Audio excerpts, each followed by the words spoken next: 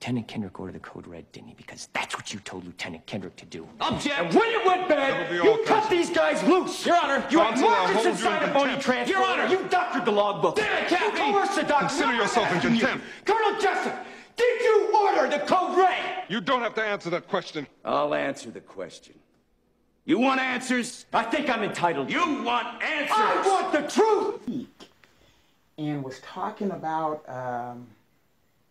a spy or something. I need to see his files or something like that. And I mean, it just took me totally by surprise because he's never called me before. You know, I've had his number and stuff like that, you know, whatever. And we keep our distance and stuff. But yeah, it just took me by surprise. And I'm sitting here saying, what are you talking about? What? You know, and I don't know who he has working for him because, you know, he's got those people that troll pages. I mean, I've never heard of a private enterprise that has a political wing that hires people just to patrol other people's websites and see what they're saying and then try to take over that website and try to take over the narrative. But no, I had to explain to him my investigation had nothing to do with Highland Fairview. What am I going to find that the FBI couldn't find? You know, that's a little bit beyond my skill set. And like I explained to him, my job and what I'm doing, and I have no problem telling anybody this, as a District 5 resident and somebody who lives in Edgemont, just like I did when I ran the election. When I ran that election, number one was to stop Bill Beatty from walking back onto his seat. And Victoria Baca, who happened to have bad representation, happened to be the incumbent, and you know she had to go too because we've had such bad representation here. So my vendetta against the Highland Fairview, there's no vendetta that I'm aware of by me. I mean, you know, I can call them. We're doing the Edgemont cleanup, and you know, they said they're going to help out, and they usually do, which is fine. You know, which is fine by me. Anybody that wants to help our situation here in Edgemont, I am willing to work with.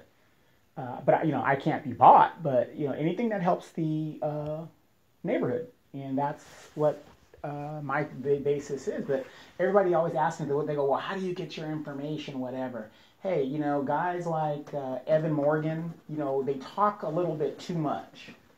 And when you talk a lot, and you're a good listener, you can pick up on things people say and put two and two together. So I get a lot of my information of what's going on in Highland Fairview from Evan and things that he posts and things like that. I don't troll too much because I don't have time for that.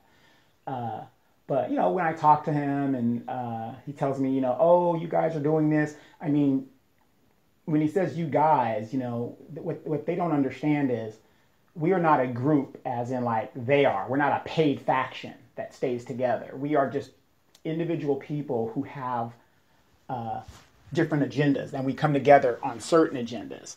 Like I said, in the end, nobody cares about what happens over here in Edgemont because they don't live over here, and I don't expect them to. So my agenda is a little bit different than somebody who lives in the 3rd District, let's say.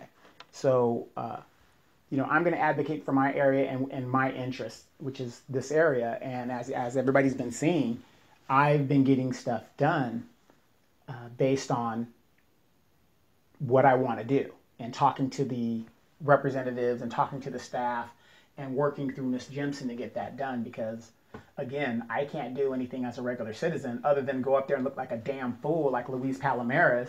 You know, you're hollering and you're screaming, but you have no accomplishments under your belt. But you represent, you're a community activist. What has this community activist done other than represent a racist organization? That's pretty much how I get my information. But a lot of my information I get from just talking to Highland Fairview people and putting two and two together and just reading and seeing what I'm doing. But I don't have time to be like, oh God, because I'm not deep into this. You know, I'm on this side. I've got issues I have to deal with on this side of the city, and that's what I pretty much deal with. But if they want to help us on the trucks, anybody that wants to help improve my neighborhood, hey, I don't care what your background is, other than if it's not like too shady. You're willing to come and help, you know. And like I said, Ito, like I told people, a businessman does not get involved in anything unless he can make a buck. Can I fault him for trying to make a buck? I can't do that.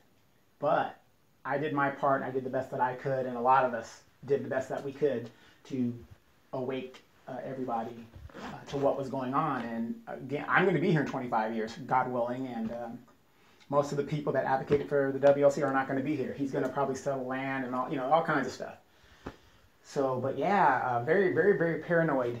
Something's going on over there where he's paranoid, but my investigation has to do with a FPPC violation. Had nothing to do with him buying the council and things that he's already done. I mean, it's not a crime, what he did by contributing, but yeah, so his people are getting that confused. My issue is I am not going to let Victoria Baca play the victim role as she tries to run for representation in this district. So by reawakening the people and getting them information is the best way to make sure she doesn't get those votes. And so the money that she's going to spend trying to run, you've been recalled. You are now involved in the FPPC investigation.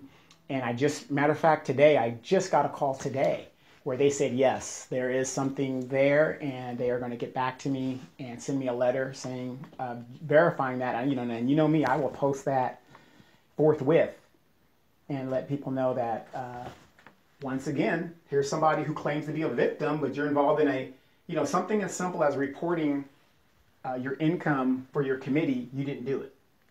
So, and, this is an ongoing theme with her, going outside of the lines of the rules. And if you're not going to play by the rules, then guess what? You got to pay the price. And, she's not going to go to jail on it like that. It's just the idea of, once again, she's involved in something shady.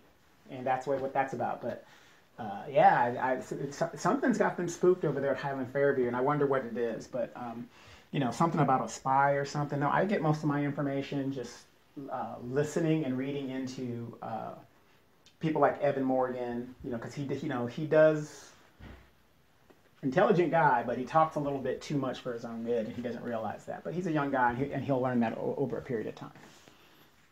So.